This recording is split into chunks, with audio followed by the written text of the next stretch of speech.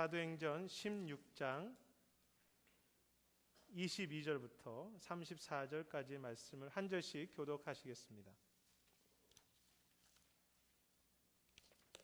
사도행전 16장 22절에서부터 34절까지의 말씀을 우리 한 절씩 교독하시겠습니다. 찾으신 줄 알고 제가 먼저 22절을 봉독하겠습니다.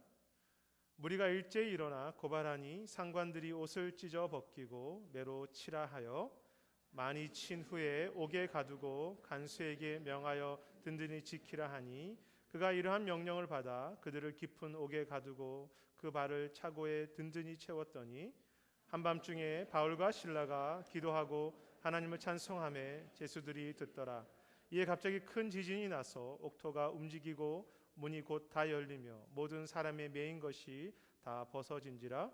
간수가 자다가 깨어 옥문들이 열린 것을 보고 제수들이 도망한 줄을 생각하고 칼을 빼어 자결하려고 하거늘 바울이 크게 소리질러 이르되 내 몸을 상하지 말라 우리가 다 여기 있노라 하니 간수가 등불을 달라고 하며 뛰어들어가 무서워 떨며 바울과 실라 앞에 엎드리고 그들을 데리고 나아가 이르되 선생들이여 내가 어떻게 하여야 구원을 받으리이까 하거늘 이르되 주 예수를 믿으라 그리하면 너와 네 집이 구원을 받으리라 하고 주의 말씀을 그 사람과 그 집에 있는 모든 사람에게 전하더라.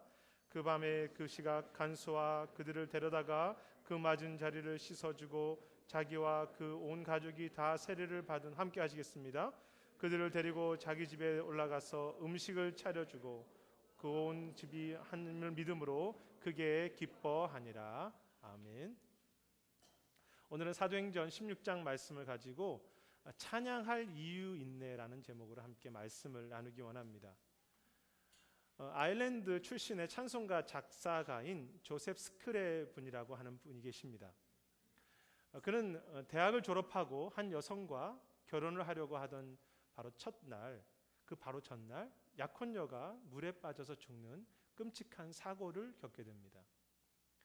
그 아픔을 잊고 신앙에 전념하기 위해서 아일랜드에서 캐나다로 이주하게 되는데 그곳에서 어려운 사람들을 돕고 섬기는 가운데 다른 여성을 만나서 그 여인과도 다시 결혼을 약속하지만 결혼을 앞두고 이번에는 그 여성마저도 병으로 세상을 떠나게 됩니다. 사랑하는 사람을 반복해서 떠나보내는 이러한 혼란 가운데 고향에 있는 어머님이 중병에 걸리셨다는 소식을 듣게 되고 여러 가지 사정으로 그는 그곳에 함께 할 수 없었기 때문에 안타까운 가운데 어머님을 향해서 기도하는 중에 편지로 보낸 시가 있는데 그 시의 제목이 멈추지 말고 기도하십시오라는 시였습니다. 그리고 나중에 그 시에 음악이 붙여져서 찬송가가 되었는데 그것이 우리가 잘 알고 있는 죄짐 맡은 우리 구주라는 찬양입니다. 조셉 스크레본이 인생의 깊은 고통 속에서 깨달은 것이 무엇입니까? 많은 아픔이 있는 삶이고 그래서 나 혼자 살아가는 것 같은 외로움이 있지만 나의 죄를 대신 지신 나의 죄를 담당하신 그 주님이 나의 친구이시고 기쁨이시기 때문에 그분이 내 인생을 진실하게 붙잡고 계시기 때문에 자신은 충분히 감사할 만하며 언제나 기도할 만한 삶이라는 것입니다. 오늘 숨쉬고 살아가는 이 하루가 충분히 감사할 이유가 있는 삶이라고 할까요? 고난에서도 나에게 충분히 찬양할 이유가 있네. 그리고 우리는 오늘 본문에서 조셉 스크리븐처럼 고난의 삶 속에서도 충분히 찬양할 이유와 감사의 열정을 가지고 살았던 바울을 다시 만나게 됩니다. 오늘 본문은 바울의 2차 선교 여행 중에 일어났던 일을 기록하고 있습니다. 2차 전도 여행은 1차 선교 여행과는 다르게 바울은 바나바와 헤어져서 다른 길을 택하게 되고 실라, 누가, 디모데를 함께 데리고 떠나는 여행이었습니다. 특히 16장의 2차 전도 여행의 그 장소는 1차 선교 여행의 아시아 지역과는 다르게 마게도니아, 지금의 유럽에 해당되는 지역이었습니다. 그리고 그 마게도니아 지역의 첫 번째 도시가 오늘 본문의 바로 빌립보였습니다. 현재 빌립보는 그리스에 속한 지역이죠. 유럽의 첫 번째 선교가 시작되었습니다. 얼마나 소중한 빌립보의 일정이었겠습니까? 그런데 오늘 이 16장 말씀을 잘 읽어보시고 특별히 13절에 보시면 바울이 빌립보에 오자마자 가장 먼저 찾은 곳은 기도할 곳이라고 적혀 있습니다.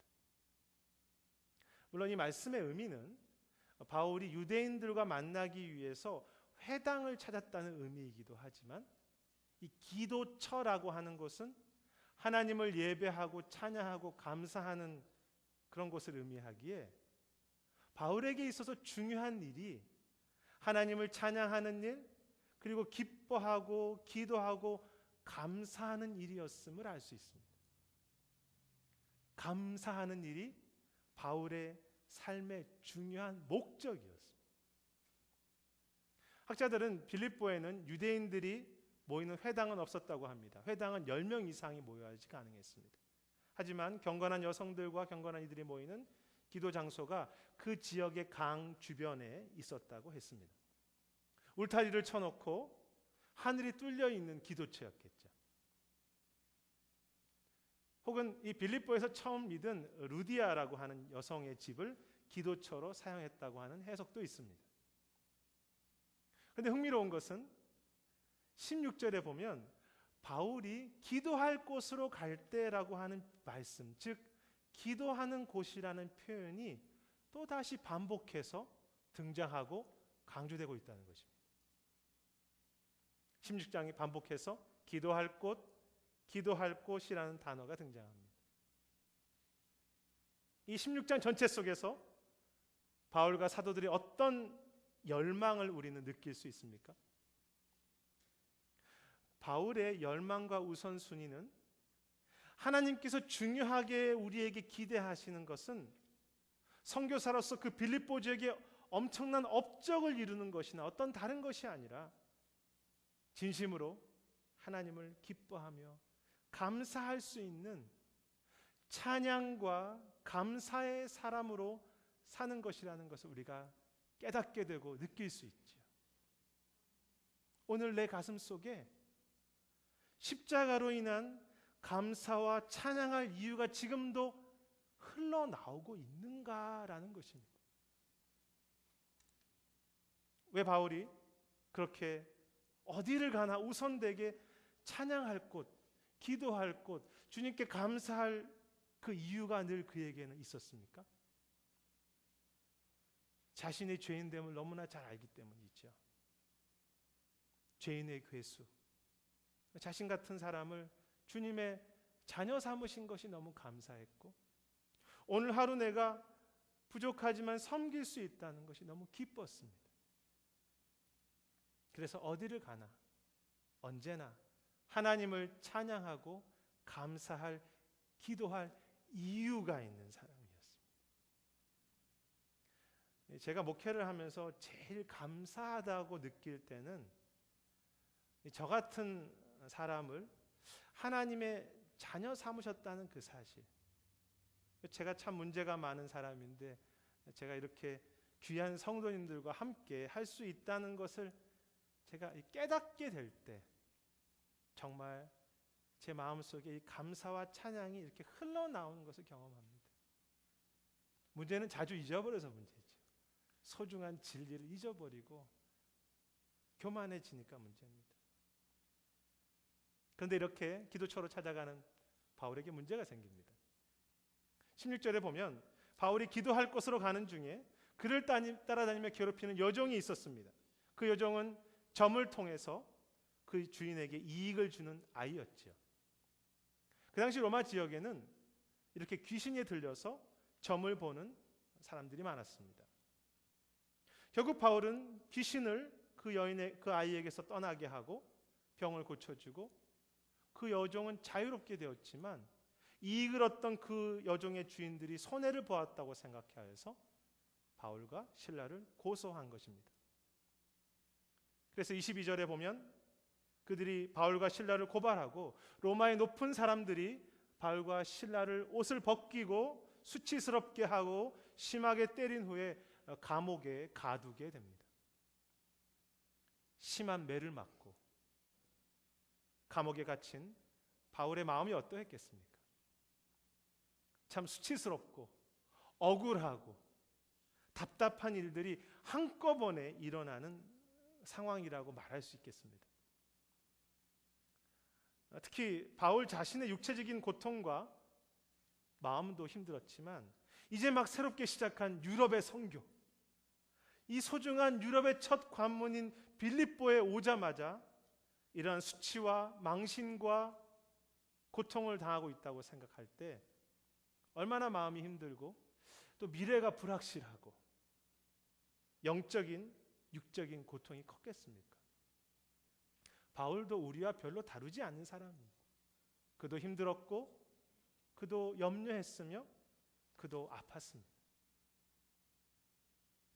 그런데 25절에 보면 그 고통의 밤중에 바울과 실라가 기도하고 하나님을 찬양하며 제수들이 들었다고 했습니다. 고통과 과목의 깊은 밤, 바울과 실라는 하나님을 찬양하며 사람들은 듣습니다. 무슨 찬양 집회를 하는 것도 아니고 바울과 실라가 얼마나 목소리가 좋았는지 모릅니다. 그러나 그들이 노래하고 기도하고 찬양하며 사람들이 이렇게 듣습니다. 우리와 똑같은 바울이 왜 고통의 감옥 속에서 찬양할 수 있었습니까? 우리처럼 지치고 아파할 수 있는 그가 왜 감옥에서 힘있게 기도할 수 있었습니까? 우리는 이미 그 이유를 16장 앞부분에서 전체 속에서 이미 다 발견했습니다. 오늘 말씀을 해석하면서 바울이 어떻게 그렇게 감옥에서 찬양할 수 있을까? 참 바울 대단하다. 우리도 어려움을 찬양으로 이겨야지라고 그렇게 말씀을 이해하며 오늘 말씀을 좋은 신앙의 모범으로 또 적용할 수 있을 것입니다. 물론 그러한 귀한 모습이 또 신앙의 모범이 오늘 본문에 들어있기도 합니다. 하지만 본문 전체 속에서 바울이 감옥에서도 찬양할 수 있던 진정한 이유는 그 정도는 아니죠. 그냥 내가 좋은 결단하겠다 그 정도가 아닙니다. 단지 신앙의 모범을 보여주기 위해서나 혹은 어려움을 찬양으로 잘 이겨가자는 정도의 종교적 결단을 보여주는 것이 아니라 바울은 어디를 가나 자신이 죄인이라고 하는 깊은 인식 속에 내 오늘이 충분히 감사할 이유가 있는 그 이유가 가슴 속에서 늘 숨쉬고 있었던 사람이었고 주님의 그 사랑 하나 때문에 충분히 찬양할 이유가 그 속에서 살아있는 내 안에 그리스도 한 분으로 인해서도 충분히 기뻐할 만한 그런 것이 그 속에 움직이고 있었기 때문입니다. 단지 그는 그 밤에 장소를 옮겨서 똑같은 찬양과 감사와 기도를 드렸을 뿐이지요. 단지 오늘 기도해야 될 찬양 그리고 기도해야 될 곳, 찬양해야 될 곳, 감사할 곳이 감옥이라는 환경에 있었을 뿐입니다. 감옥이라고 하는 기도처라고 할까요? 우리 인생은 자주 그 기도처에 들어가지 않습니까? 바울은 어려운 상황에서 그 마음을 잡고 어려운 상황을 이기고 감옥을 극복하고자 감옥에서 나오려고 찬양한 것이 아닙니다. 감옥에서 나오려고 기도한 것이 아닙니다. 그는 좋은 환경에 있든지 감옥이라는 환경에 있든지 상관없이 그에게는 하나님의 구원 때문에 예수 그리스도의 그 십자가 때문에 예수 그리스도의 그 사랑 때문에 주님을 찬양하고 그분께 기도하며 감사할 이유가 충분했기 때문에 그는 그 고통의 밤에도 깊은 감옥 속에도 변함없이 찬양하고 감사하고 기도를 올렸습니다. 이것이 신앙의 가장 중요한 찬양할 이유이지요. 주님, 이 감옥 속에 살지만 오늘 하루 저에게 찬양하고 감사할 충분한 이유가 있습니다. 주님. 본문을 잘 살펴보시면 바울이 감옥에서 나오기 위해서 찬양하지 않았음을 분명히 알 수 있는 부분이 있습니다. 26절에 찬양 가운데 큰 지진이 일어나고 옥토가 움직이고 문이 열리고 모든 족쇄들이 풀렸을 때 바울은 이때라고 말하면서 감옥에서 뛰쳐나가지 않았습니다. 특히 27절에 그 간수가 자다가 깨어나서 옥문이 열린 것을 보고 죄수들이 다 도망했다고 생각하는 것을 우리가 유추해 보았을 때 바울도 충분히 도망갈 수 있었다는 뜻이죠. 하지만 바울의 목적은 감옥에서 나가기 위해서 찬양하고 기도한 것이 아니었기 때문에 그는 찬양하고 기도함으로 옥문이 열렸지만 그 감옥에 머물러 있었습니다. 중요한 것은 만일 우리가 감옥에서 나오기 위해서만 찬양했다면, 어려움을 이기기 위해서만 기도하게 된다면 우리 인생이 언젠가 다시 감옥에 갇힐 때, 다시 채찍에 맞을 때, 다시 수치를 당할 때, 다시 실패할 때는 찬양도 기도도 감사도 다 잃어버리게 된다는 것입니다. 감옥과 매맞는 일, 수치는 인생 속에 언제나 늘 또 오지 않습니까? 흥미로운 것이 무엇입니까? 바울이 이 사건 이후에 아주 오랜 시간이 지나고 이 빌립보 교인들에게 편지를 쓴 것이 빌립보서입니다. 바울이 그때 어디에서 편지를 씁니까? 죽음을 앞둔 로마의 감옥에서, 감옥에 갇혀서 또 빌립보서를 씁니다. 그리고 그 감옥에서 쓴 빌립보서의 주제가 무엇입니까? 기쁨이죠. 감사죠. 무슨 의미입니까? 어디를 가나 환경이 바뀌고 시간이 흘러도 변함없이 그의 마음속에서 흘러나오는 것은 주님에 대한 변함없는 감사와 찬양과 기도할 이유라는 것입니다. 조셉 스크리븐의 그 찬송의 그 가사 2절에 보면 시험 걱정 모든 괴로움 없는 사람 누군가 부질없이 낙심 말고 기도드려 아뢰세라는 그런 항목이 있습니다. 그리고 3절에 보면 또 이렇게 기록되어 있죠. 근심 걱정 무거운 짐 아니 진짜 누군가 피난처는 우리 예수 주께 기도드리세요. 그가 깨달은 것은 모든 인생에는 다 근심, 걱정, 괴로움, 무거운 짐이 감옥이 늘 있다는 것입니다. 인생의 짐이 없는 사람이 누구인가? 그런데 더 중요하게 깨달은 것은 그 감옥 속에서 빠져나오는 것이 인생의 목적이 아니기 때문에 그 감옥에서도 주님이 나를 구원하셨다고 하는 그 사실, 이러한 진실하신 그 하나님이 나의 믿을 만한 친구, 나의 동행자, 나의 아버지 되신다는 그 사실 때문에 감사하고 기도하고 찬양하지 않을 수 없다는 것이죠. 이번에 선교 여행을 하면서 다시 느꼈지만 사역 속에서 육체의 노동을 할 때 이 섬김의 자리에 있을 때 참 은혜가 있다는 것을 다시 한번 깨달았습니다. 사실 이 사진에 공사하는 모습이 제가 나오는데 굉장히 멋있어 보이지만 공사 현장에서 제가 별로 한 게 없습니다. 제가 막 이랬더니 거기 담당 집사님이 막 혼내시더라고요. 똑바로 못한다고. 별로 잘한 게 없습니다. 대단한 일을 한 것이 없고요. 선교지 가서 그냥 이렇게 보조로 서 있었습니다. 근데 제가 그 섬김의 자리에서 제가 누군지 다시 깨닫는 은혜가 있었습니다. 내가 죄인이구나. 아무것도 아닌 사람이구나. 그래서 너무 감사했습니다.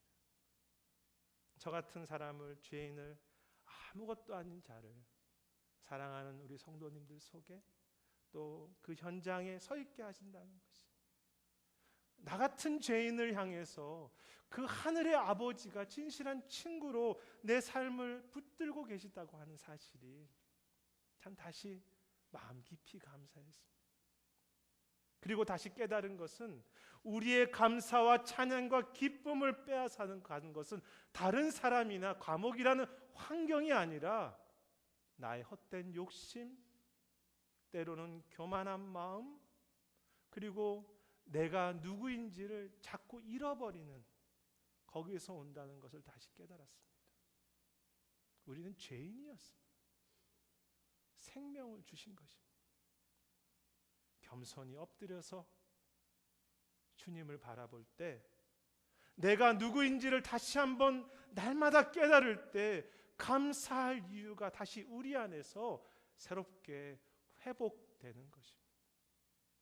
사랑하는 여러분, 왜 우리는 시험, 걱정, 근심의 감옥에서 넉넉히 찬양할 이유가 있네라고 그렇게 고백할 수 있습니까? 왜 오늘도 손을 들고 주님을 향해서 감사하고 그 어려운 현장에도 기도할 수 있습니까? 우리의 종교적 열심이나 결단이 아니라 죄인 되었던 우리가 하나님의 백성, 하나님의 자녀 되었다는 그 이유 말고 다른 이유가 우리에게 있습니까? 하늘의 문이 보이지 않는 감옥에 있던, 하늘의 문이 열린 기도처에 있던 오늘 하루를 하나님의 자녀로, 하나님의 백성으로, 천국의 사람으로, 주님이 나와 함께하는 사람으로 살게 하셨음을 찬양하고 기도하고 감사하는 것입니다. 진정으로 소망하기는 그 진짜 감사죠. 진짜 기쁨이죠. 진짜 기도죠. 그것이 그 진실한 예수님에 대한 그 첫사랑이죠. 그것이 날마다 우리에게 회복되는 진정한 겸손한 노래가 우리 마음속에 늘 흘러나오게 되시기를 주님의 이름으로 축복합니다. 누구도 빼앗아갈 수 없는 찬양할 이유를 가진 우리들입니다. 그런데 감사한 것은 그러한 찬양과 기도 속에서 26절에 보면 갑자기 큰 지진이 나서 옥토가 움직이고 문이 흔들리며 모든 매인 것이 풀어졌다고 했습니다. 하나님의 만져주심과 임재이지요. 물론 오늘 그 모양과 방법은 다 다르지만 우리가 생각하는 방식대로는 아니지만 언제나 진실하게 주님을 향해서 찬양하며 감사하며 기도하는, 손을 내밀고 주의 이름을 부르는 곳에는 주님은 반드시 이 땅을 흔드시고 이 땅을 움직이시고 주의 임재로 함께 하신다는 것입니다. 모양과 방법은 다 다르지만 저는 그 사실을 분명하게 믿습니다. 지금도 기도와 찬양과 감사 속에서 땅을 움직이시는 주님의 그 만져주심이 있습니다. 그런데 참 사건은 흥미롭게 진행되는 것을 볼 수 있습니다. 바울은 이 땅이 흔들리고 옥문이 열리는 상황에서 무엇을 보았습니까? 우리 같으면 와 그것 보라고? 우리가 기도했더니 땅이 흔들리고 찬양했더니 옥문이 열렸다고, 어메이징, 주님이 살아계시다고 아마 그렇게 우리는 흥분했을 수 있겠죠. 그런데 바울의 눈에 들어왔던 것이 무엇입니까? 27절에 보면 그를 맡았던 평범한 간수가 자결하려고 하는 것이 그의 눈에 들어왔습니다. 분명 29절에 그 간수가 등불을 달라고 했다는 것을 보았을 때 그 감옥은 어두웠다는 것을 알 수 있습니다. 하지만 바울은 그 어두움 속에서도 간수가 자결하려고 하는 것이 눈에 보였고, 그래서 28절에 소리칩니다. 간수여, 자결하지 마십시오. 우리 여기 있습니다. 그리고 바울은 그 한 사람, 그 한 가정을 향해서 최선을 다해서 정성을 다해서 복음을 전하지 않습니까? 내 안에 찬양할 이유가 있는 사람, 내 안에 감사할 이유가 분명하게 새겨진 사람은, 그 사람에게 주신 하나님의 은혜는 이 세상을 향한 우리의 눈을 여신다는 것입니다. 거창한 일과 우리의 욕심을 세우는 그러한 일에 눈을 높이는 것이 아니라 작은 영혼, 한 가정, 평범한 사역자들, 교회, 우리의 젊은이들을 향해서 우리의 눈을 여시고 그 한 가정, 그 한 세대, 그 한 민족, 그 한 교회를 향해서 정성스럽게 섬기실 수 있게 하시는 것이죠. 사랑하는 여러분, 십자가 때문에 감사할 이유가 막 흘러나오는 사람, 주님 때문에 찬양할 이유가 있는 사람은 세상을 떠나서 하늘만 바라보는 사람이 아닙니다. 오히려 세상을 바르게 보고 세상 속으로 들어가 그 한 간수, 그 한 영혼을 향해서 이름도 없이 빛도 없이 나의 삶 전체를 정성스럽게 드릴 수 있는 것, 그것이 바로 찬양할 이유가 내 속에 식지 않은 그러한 교회, 그러한 성도, 그러한 목회자의 모습입니다. 그것이 십자가이죠. 한 영혼을 위해서 가장 소중한 것을 다 투자해서 정성스럽게 드리는 것입니다. 참 이 시대가 혼란스럽습니다. 많은 사람들이 기독교와 교회에 대해서 별로 신뢰하지도 않고 아름답게 생각하지 않습니다. 말씀의 절대적인 권위는 젊은 세대에 이미 많이 무너졌습니다. 예수, 왜 그리스도만을 예수를 구주로 그렇게 인정하려고 하는지에 대해서도 세상 사람들은 의문을 갖습니다. 이러한 혼란한 시대,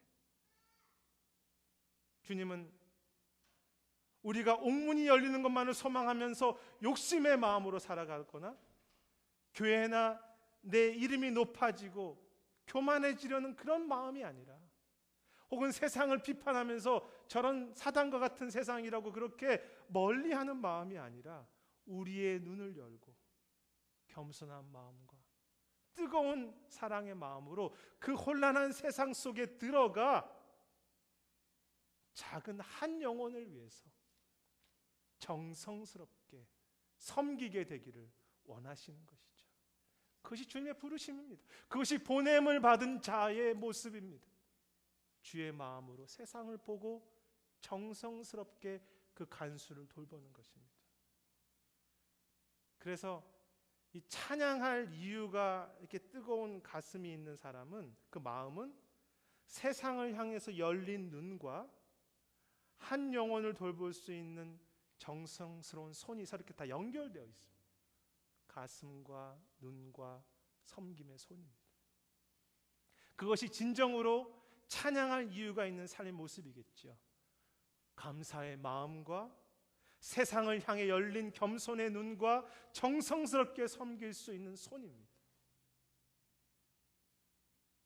그런데 감사한 것은 바울이 눈을 열고 정성스럽게 한 가정을 섬긴 결과가 무엇입니까? 바울은 단지 정성스럽게 그 한 가정에 작은 말씀을 전했을 뿐인데 그 가정과 그 간수가 하나님의 구원을 얻게 되죠. 그리고 34절 마지막에 보면 간수의 가정이 주님을 믿음으로 크게 기뻐했다고 했습니다. 크게 감사했다고 했습니다. 크게 찬양했다고 했습니다. 새로운 감사와 새로운 찬양과 새로운 기쁨이 창조되고 있는 것이죠. 우리를 통해서. 그는 비록 높은 지위에 있는 사람도 아니었고 아주 말단 간수한 가정이었지만 바울과 사도들을 통해서 빌립보의 복음의 꽃이 피기 시작했고 주님의 열매가 그곳에 일어나기 시작한 것입니다. 그것이 얼마나 진정으로 큰 기쁨이겠습니까? 기쁨이 만들어집니다. 왜 우리는 기뻐할 만합니까? 왜 우리는 찬양할 이유가 있습니까? 우리와 같은 사람을 자녀로 삼으신 것도 감사한데 이 세상의 필요를 보게 하시고 섬길 수 있게 하실 뿐만이 아니라 우리가 섬기는 곳, 우리가 기도하는 곳, 우리가 만지는 그곳에 비록 한 영혼이지만, 비록 작은 일이지만 크기와 그 내용은 다를 수 있지만 반드시 주님의 꽃과 하나님의 열매를 맺게 하시기 때문입니다. 새로운 기쁨을 오늘도 만들어 가시기 때문에 우리가 찬양할 만한 이유가 있죠. 그래서 찬양할 만한 이유가 더 많아지고 감사할 만한 이유가 더욱 풍성해지는 삶이 우리의 삶입니다. 제가 분명히 확신하는 것은 환경에 상관없이 우리의 심령이 기도와 감사와 찬양의 이유를 정말로 놓치지 않을 때, 그리스도로 인해 놓치지 않을 때 주님은 반드시 옥문을 여시는 하나님의 임재로 함께 하실 뿐만이 아니라 우리를 통해서 세상과 교회의 한 영혼들 속에 주님의 그 열매를 맺게 하심으로 더 깊은 감사와 더 깊은 찬양과 더 성숙한 기쁨을 경험하도록 그렇게 우리를 인도하실 것입니다. 오늘 새로운 기쁨과 감사를 우리 속에 이 땅에 분명히 만들어 가실 줄을 믿습니다. 나에게 찬양할 이유가 있네. 우리에게는 감사할 이유가 더 커져가고 있네. 말씀을 정리하고자 합니다. 조셉 스크리브는 어머님께 썼던 그 시를 쓴 이후에 그의 나머지 삶을 자기와 같은 사람을 구주로, 자기와 같은 삶을 이렇게 인정해 주시고 친구로 삼으셨던 그 주님에 대한 감사와 기쁨 때문에 어려운 이들이 자신의 눈에 들어왔고 그들의 친구가 되어주고 그들을 돌보고 그들에게 복음을 전하다가 그렇게 그의 인생을 마치게 됩니다. 그리고 정말 그 시는 그냥 단지 어머님을 정성스럽게 섬기기 위해서 쓴 시였을 뿐이었는데 하나님은 그 작은 시를 오늘 많은 사람들의 찬양으로, 열매로 그렇게 만들어 가시지 않았습니까? 그의 작은 찬양이 많은 온 인류의 찬양으로 그렇게 바뀌어가는 것입니다. 특히 죄짐 맡은 우리 구주의 가사의 후렴에 보면 이런 내용이 있습니다. 세상 친구 멸시하고 나를 조롱하여도 나를 조롱하지요. 예수 품에 안기어서 참된 위로 받겠네. 그 예수님의 품밖에 없다는 것입니다. 십자가밖에는 나에게 이유가 없다는 것이죠. 그분의 십자가 안에서 참된 위로, 참된 감사, 참된 찬양, 참된 기쁨을 내가 오늘도 놓치지 않겠네. 그리고 이런 가사도 있지 않습니까? 부질없이 낙심 말고 주께 기도드리세요. 부질없다는 것이 무엇입니까? 불필요한 낙심, 불필요한 상처, 불필요한 고난의 두려움 이제 좀 버려두고 내 인생을 주님을 향해서 찬양하며 살아가는 것입니다. 조셉 스크리븐이나 바울의 삶이나 우리의 삶이나 삶의 근심, 걱정, 무거운 짐, 채찍에 맞는 어려움, 옥에 갇히는 고통 없는 사람이 어디 있겠습니까? 그러하기에 이제 더 이상 부질없이 낙심하지 말고 실망하지 말고 원망하지 말고 두려워하지 말고 부질없이 정신 차리고 우리가 그렇게 말하죠. 정신 차려라 좀 깨어라 좀. 언제까지 그렇게 살 것이냐? 그 십자가를 좀 붙잡고 그것을 기억함으로 내가 죄인된 내가 하나님의 자녀 됐다는 그 소중한 거 붙잡고 정신 차리고 감옥과 같은 곳에서도 찬양할 이유가 식어지지 않는 좀 성숙한 좀 힘이 있는 기쁜 저와 여러분들이 되시기를 소망합니다. 분명 그 겸손한 감사와 찬양 그 자리에는 그 감옥이라고 하는 기도처에는 하나님은 땅을 흔드시며 옥문을 여심으로 우리의 삶을 만져주실 뿐만이 아니라 우리의 눈을 여셔서 세상을 바르게 보게 하시며 한 영혼 한 가정을 섬길 수 있는 새로운 마음을 아침마다 새롭게 우리에게 그렇게 공급해 주실 것입니다. 그리고 우리의 작은 정성과 섬김을 통해 이 땅에 하나님의 열매들이 회복되는 새로운 감사가 창조되는 새로운 기쁨이 창조되는 더 깊은 감사와 더 깊은 기쁨을 체험케 하실 것입니다. 시간이 지날수록 달이 갈수록 우리 인생에 해가 지날수록 아니 주 앞에 서는 날까지 어떤 환경이 바뀌더라도 우리의 찬양의 이유가 조금씩 더 굳건해지고 더 커져가는 우리의 감사의 깊이 한 영혼을 섬기는 우리의 그 정성의 뜨거움이 더욱더 성숙해가는 참 귀한 교회와 성도님들이 되시기를 주님의 이름으로 축복합니다. 기도하겠습니다.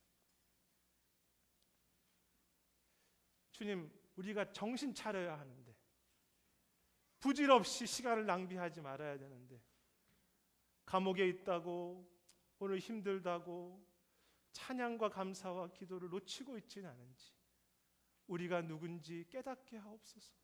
우리가 얼마나 소중한 생명을 받은 사람인지 우리가 얼마나 소중한 특권을 누리고 있는 사람인지 놓치지 않게 하시고 날마다 찬양할 이유가 우리 가슴 속에서 벅차게 흘러나오는 그런 교회, 그런 성도, 그런 우리의 삶 되도록 축복해 주시옵소서. 감사드리고 모든 말씀 예수님 이름으로 기도드립니다. 다음